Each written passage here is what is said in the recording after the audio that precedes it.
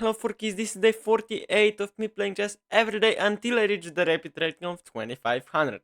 So here we go. We have the game, we have the black pieces, we're playing against a slightly lower rated opponent, and pawn to d4 it is, pawn d5 the symmetrical queen's pawn opening, and now c4 or bishop g5 even, wow. So I think we have faced this move before in this kind of series of me playing chess every day. And there I probably played the move knight d7, which is a very nice move actually. Knight d7, knight f6 and c5 at some point. So that's something I'm going to do today as well. Knight d7, preparing knight f6. And maybe c4 is now the best move actually. But he plays e3, wow. Even this is possible, I guess, just trying to develop the bishop. So now knight f6 as planned. Bishop d3, f3, wow, going for e4. I wasn't expecting this move, but I guess this is theory because my opponent is playing very quickly. But why push e3 when you can play f3 and then just e4 in one go? I don't know. But how to react to this move here? Well, h6 is something. Bishop h4, I guess. But he's not really threatening to play e4, right? At least for now. So probably e6 and c5 is just good enough. e6, I guess, knight to d2 preparing e4. And then bishop e7, e4. And castles, if e5, I'm probably just lost there. With this idea, my knight is just misplaced here. Yes, that's pretty much it. Probably e6, knight d2, c5, if e4. I take here, which is fine. But after takes, I should be okay. So e6 and c5 is my plan here. And I don't know if you have noticed this yet. If I lose today's game, I will go under 2000. Which is pretty bad, so we cannot afford losing today's game. Okay, bishop d3 also preparing the move pawn to e4, which is kind of logical. Now, I guess h6 also makes sense. Taking is bad. I guess, I mean, why would you do that? So h6, bishop h4. I mean, why not? Insert bishop h4 and then c5. e4 takes. There I take. So c5 now. Yeah, just c5. If probably c3 will be played. And then something like bishop e7 here takes. And I think that position would be just fine. Or maybe even c4. So just play c5. If pawn takes, bishop takes and e4, I could just take it.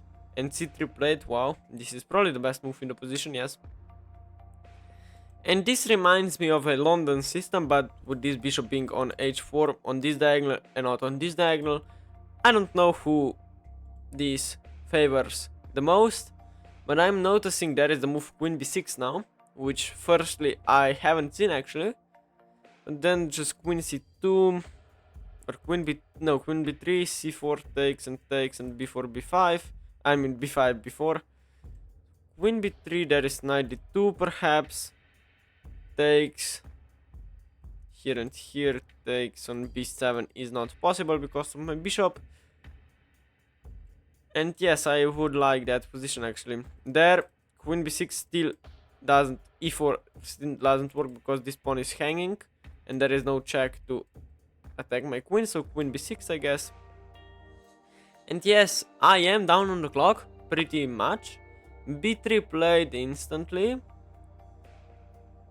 So I guess this is still some kind of theory, but just bishop e7 I should be fine. Bishop e7, e4 takes. I mean, if e5... No, e4 still hangs this pawn, so bishop e7 and castles should be just okay. And there is no queen c2 to attack the h7 when I'm castled. because I pushed h6. 92, wow, okay. My opponent still playing very quickly. And now e4 is kinda a threat, right? Although I wouldn't call it a threat before he castles, because this diagonal opens up and he will need to spend some tempi, which probably favors me, so... But still, if he manages to play e4, that still doesn't mean that I won't play g5 at some point and g4, so he has just castles. And this is a very, very attacking position, very aggressive position for white. 92, still playing, 92, excuse me, still playing very, very quickly. And now I need to find a plan, which is probably the hardest thing to do in chess. And for now, I'm probably looking at the move e5, striking in the center. e5, if e4 happens, I simply take and then take here with very, very good position in 95. Coming, so e5, if takes, knight takes, and then playing something like bishop f5, or maybe bishop e6 also. So just if e5, if takes, I still could take with the knight, or with the bishop and attack here. Yeah, so just e5. Let's go. I mean, when your opponent is playing this kind of not principal chess with his pawns and with his piece placement, then just try to strike in the center of the board and it will usually be just fine for you, because the saying is when your opponent is playing on the flanks like this, or with b3 and c3 and a4 potentially, you need to strike in the center with your central pawns, and that's something I am doing now. And this move looks like a pretty odd move. I mean, this king is very open here. That's the first thing I'm seeing. I'm not saying there is anything at all. I mean, takes, probably c takes, e takes. Pawn takes is probably the only move, because if knight takes, then just bishop c5 should win the pawn. I mean, bishop f2 there, but I will keep the tension here, because if my opponent takes, I will take back with the knight, and I should be just fine. So, again, finding some plan is crucial here. I would say putting rook on e8 is a very good move, and then probably something like bishop f8, and then simply taking, and this pawn will be very weak here. So that's my plan, rook e8 and bishop f8, and moving this knight somewhere. I mean, first of all, e4 doesn't work, right? Here, knight takes, excuse me, knight takes, yo, my arrows, knight takes, yes, then bishop takes here, I'm probably just losing there, yes.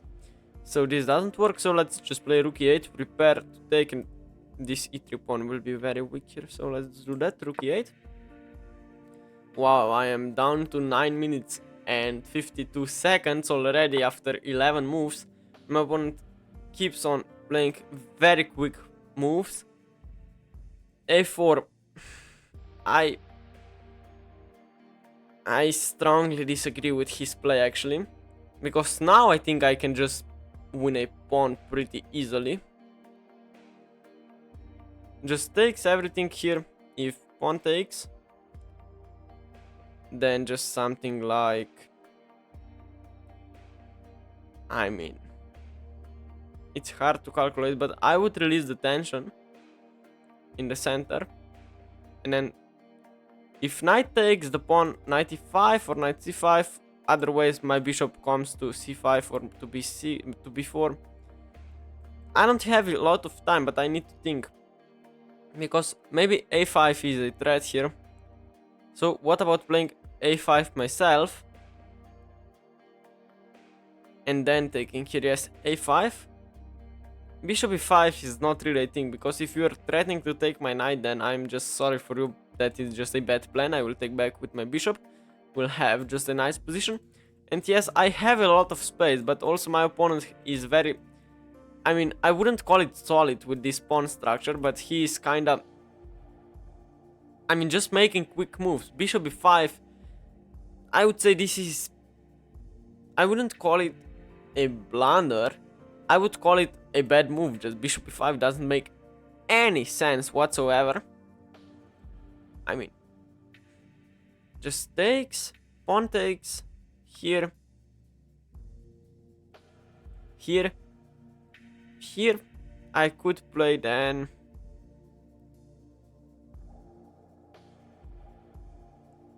bishop here, I guess. Opening up the e-file, queen e6 to follow. Or should I play a bit more slowly? Well, I don't know. It's hard to tell. So, what about starting with bishop f8? I guess he can take then, and I need to take back with the g-pawn. But if he will do that, then I'm just happy. And then opening up my e-file should be beneficial.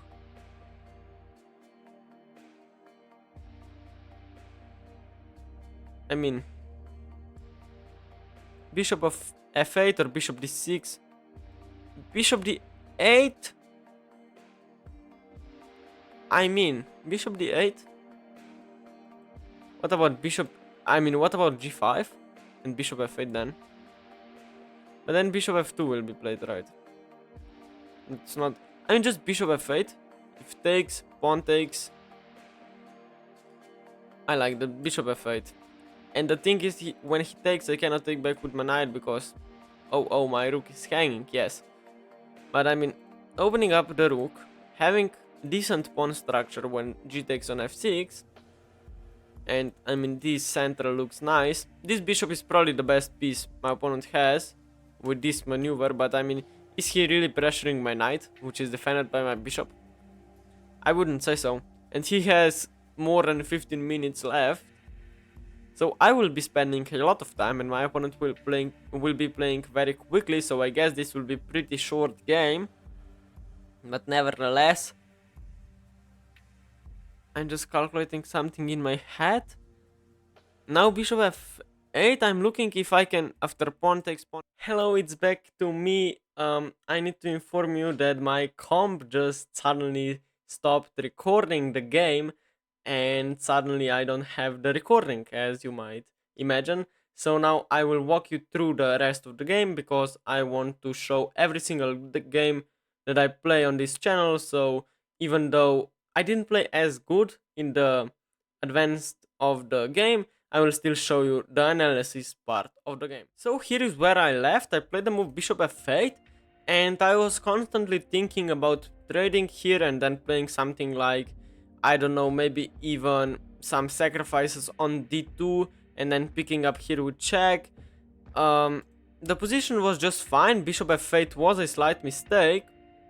So let's just go through the game. d4 and d5 here. Knight d7 is already a bit of a mistake here. E3 okay, knight gf6, and f3 also kind of mistake, and I have solid position trying to play for c5. Now bishop d3 trying to play e4, very logical, h6, bishop h4, and now c5. This was just okay. Pawn to c3 defending the d4 pawn, very nice. Now queen b6 attacking the b2, very good move as well. b3, bishop b7, and knight d2, and castles and knight to d2. And I played e5, which was very good move, striking in the center of the board. Now after castles, I played the move rook e8, trying to activate and put some pressure on e3.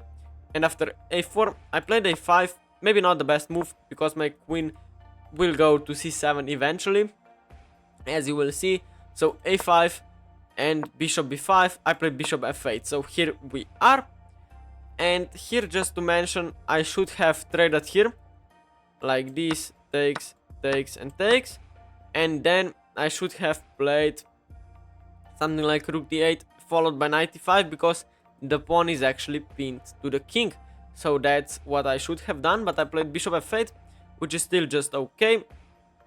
And now my opponent suddenly took the pawn, and of course I cannot take with the knight because my rook would be hanging on e8. So I took back with my rook, and now my opponent played the move bishop f2, which is very nice because the pawn was attacked here, excuse me. And now I played a very bad move after spending like, I had 7 minutes, and when I played the move queen c7, I only had 2 minutes. I mean, I spent 2 minutes on queen c7. And of course, as you can see, I mean, bishop g3, and I'm getting pinned here. So I was very frustrated here, but his pawns are kinda weak here. So I was hoping to get something out of here, but of course, I played knight b6, and he didn't even took my rook. He played the move e4 firstly, which was fine. Of course, I cannot move the rook just yet because my queen would be hanging on c7. I took the pawn. He took back with the f pawn. I played bishop d6, kinda trying to play rook e7, and the bishop would be free. But he spotted a very nice move, knight to f3. And now if I play the move rook e6, well, then my opponent just pushes with e5, and I get forked here, and I would lose the game on the spot. So I just, after knight f3, I just took the pawn here, which is still a mistake because I missed a tactic. Please stop the video and try to find the tactic. Of course, the move is to take the rook and then trade off everything, and suddenly there is this check on the 8, and I simply lose the knight. So of course my opponent, he firstly took with the bishop, yes, and then with the knight, but it doesn't matter because he still has the move queen d8, forking me here and simply winning a knight. And when he would took the knight, then I'm just down a full rook, as you can see. I played bishop g4, trying to, I mean, play for this position.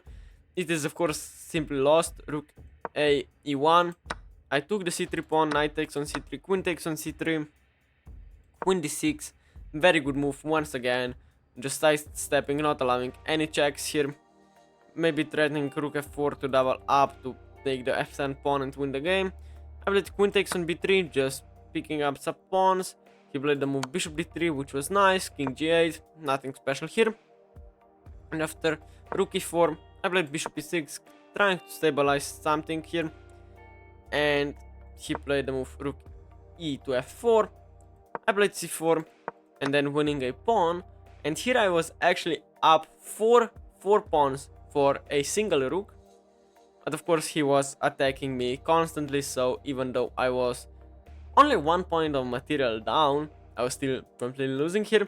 So rook d4 was played, threatening not checkmate if I play something random, like for example b6, but do not take the pawn please.